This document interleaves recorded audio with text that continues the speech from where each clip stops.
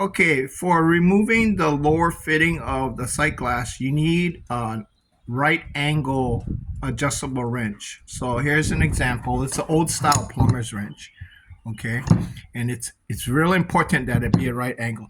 So this one's too thin to grab the fitting. So I'm using a thicker one as shown here.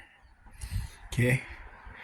Now, what I want you to see is this thing, because of the way the fitting is straight down, it's fortunate that I got this tightened up and it's touching this flange here. So it's a nice base. It's a real nice base, solid base. And now the fitting can't move at all. So this is really snug, okay? So it's grabbing the fitting. You can see the whole fitting right there. And then this one's different. It uses 20 on this fitting, okay? So if I put it this way, I need to flip this up, right?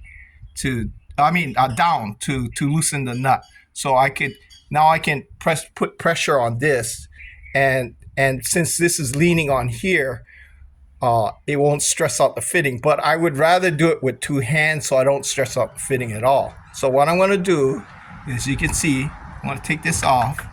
I'm going to flip it over.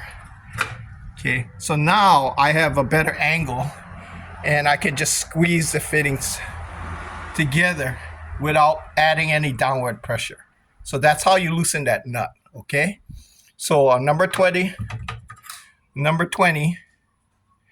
and a right angle. Let me loosen this up so you can see it. So here, see, it's nice and snug. Okay, so right angle wrench. As you can see, this one's a lot thicker. This one's a lot thicker than this one.